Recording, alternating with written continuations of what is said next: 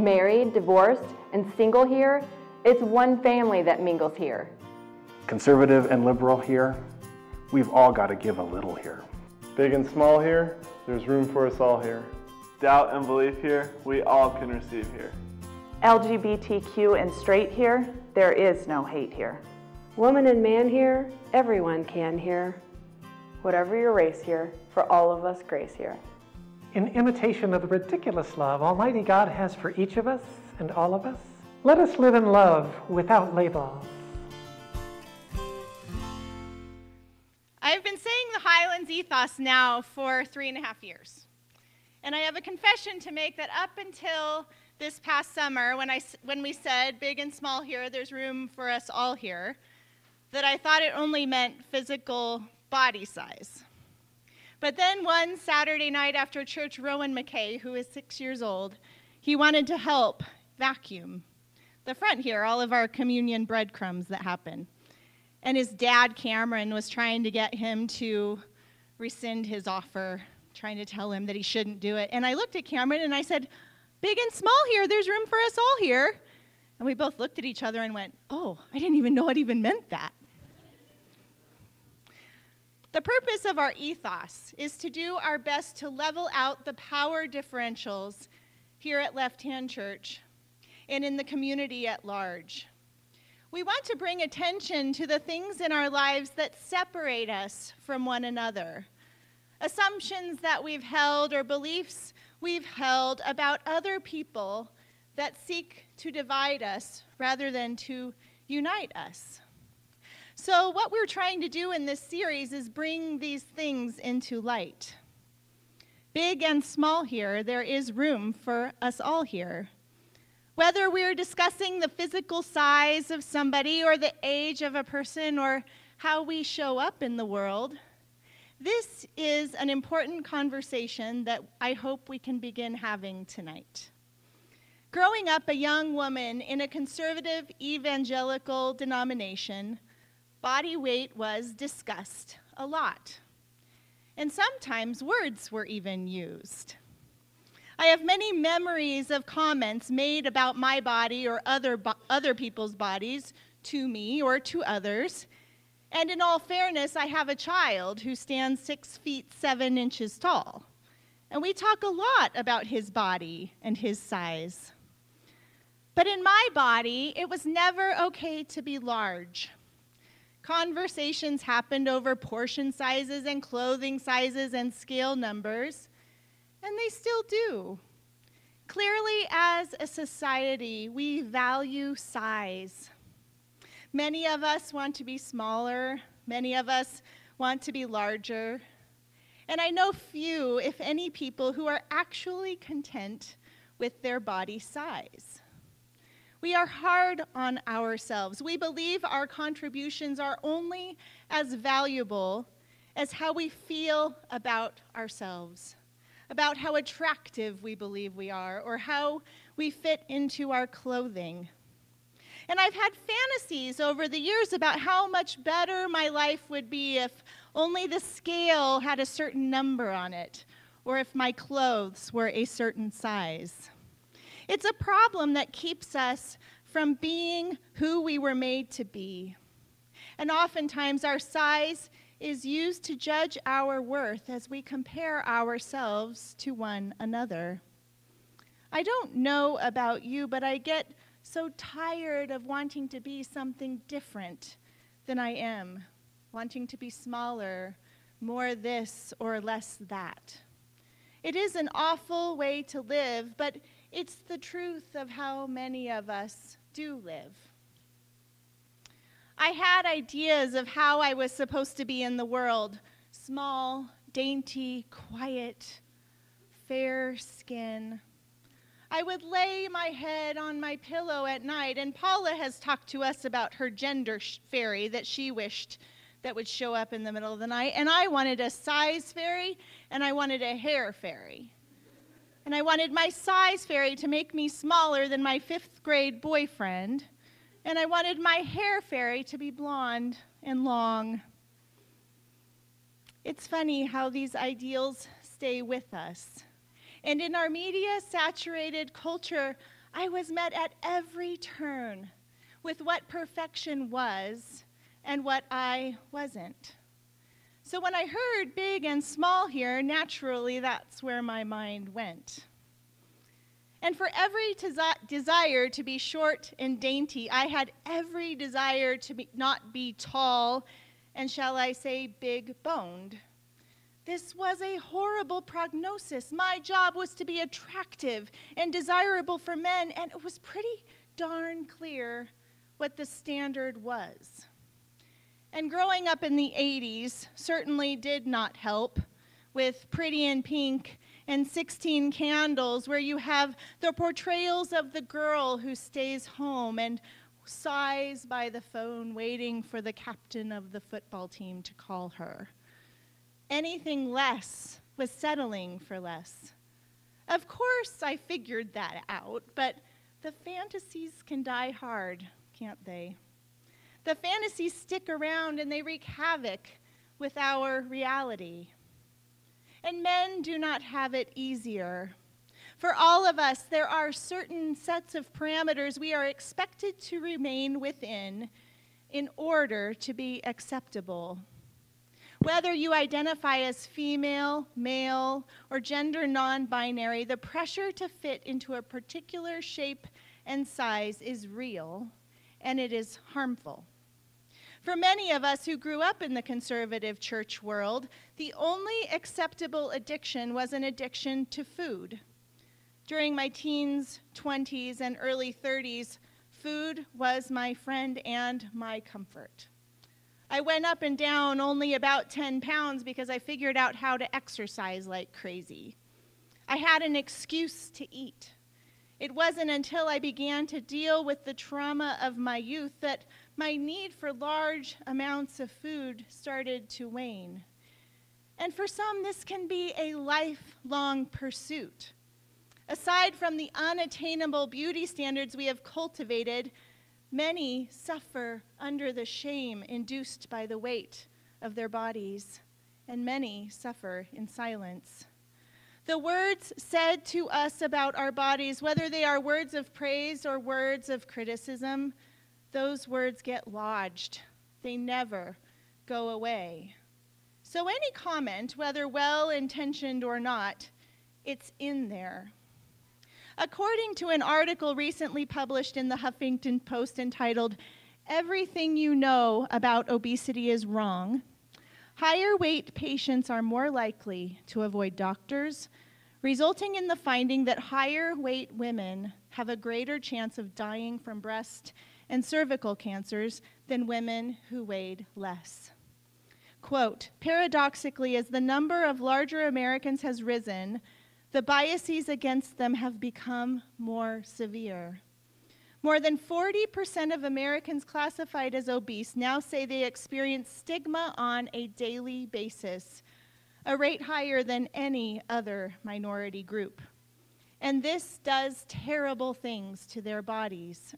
According to a 2015 study, overweight people who feel discriminated against have shorter life expectancies than overweight people who don't. These findings suggest the possibility that the stigma associated with being overweight, the study concluded, is more harmful than actually being overweight. These are important and humbling findings. The health implications of being overweight are real, but not as critical as the stigma of being overweight. If we are to love one another as we ourselves are loved, how do we love ourselves? For those of us who wrestle with body weight and the shame attached, how do we find this love that we are supposed to have? And for those of us who tend to compare and judge ourselves against the size and shape of another's body, whether they are big or small, how does this accomplish our work of love in the world? The shame is real. And the shame of not fitting into the very well-defined box of physical standards within our society is real.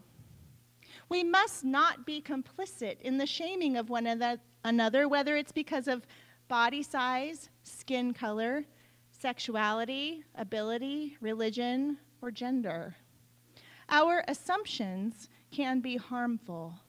When we compare ourselves to one another, we reduce or we elevate our neighbors and friends based on stuff that doesn't really matter.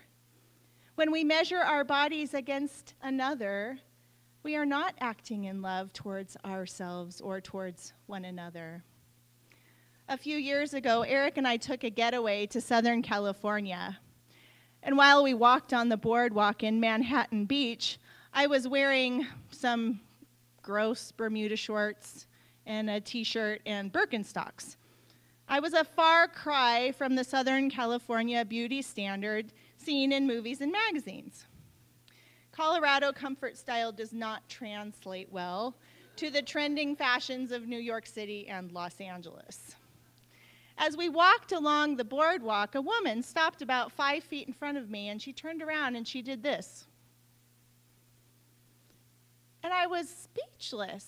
I was baffled. I didn't even know what was happening. And you know what?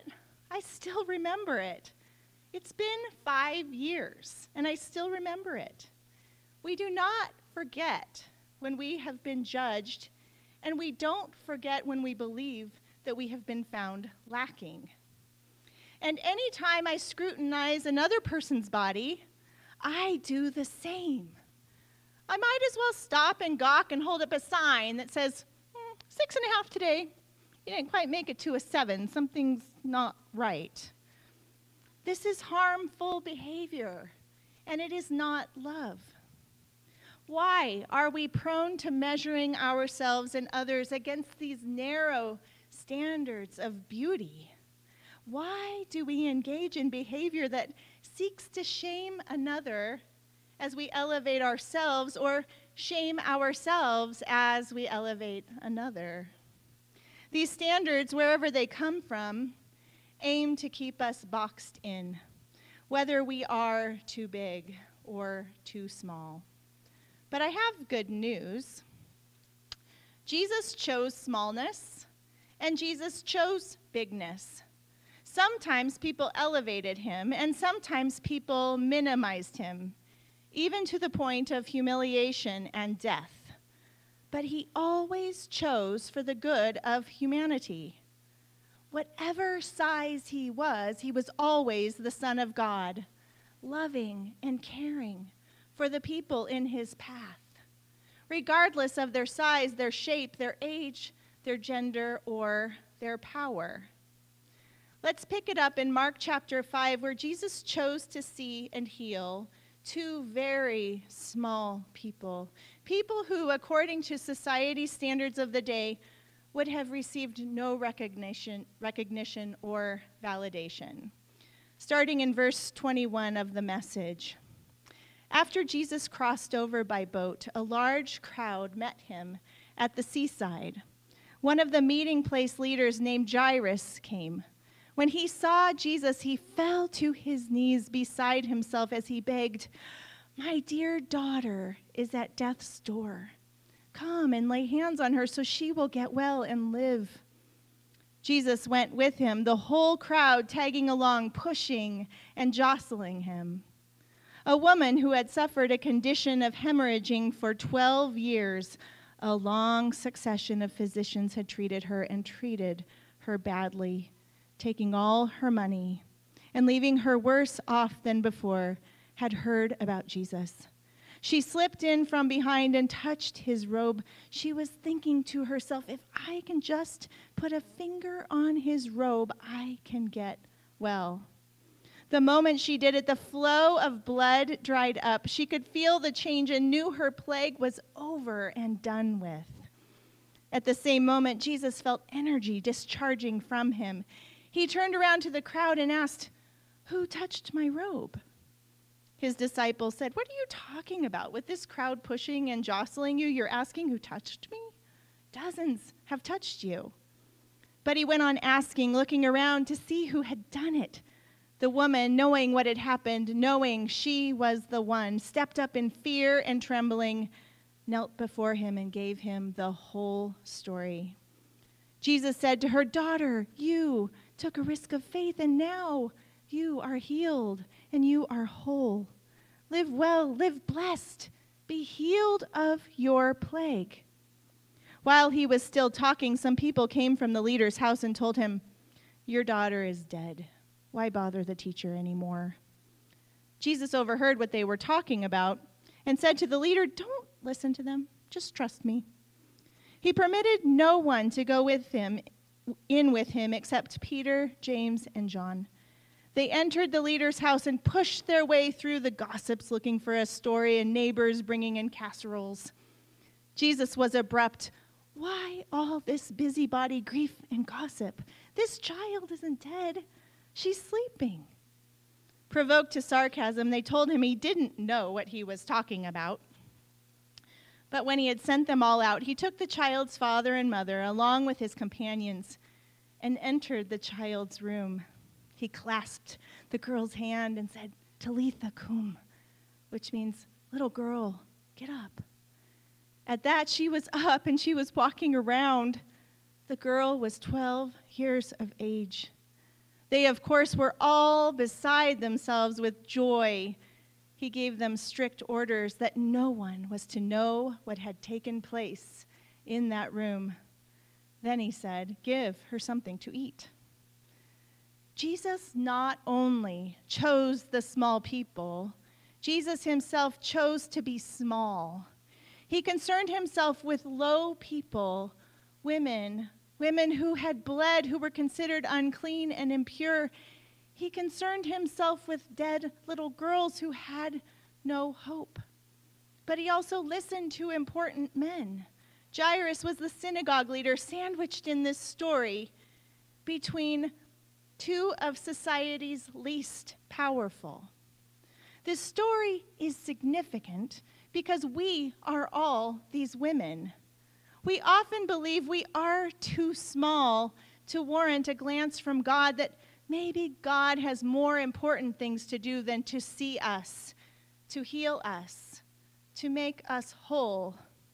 But we have Jesus, the human form of God, jostled by the crowd.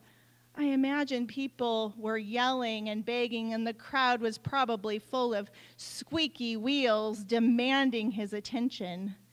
And with all that activity, as he was on a mission to heal one little girl who happened to be the daughter of someone important, there was one who has suffered for so long, and she just thought, if I could just touch his robe.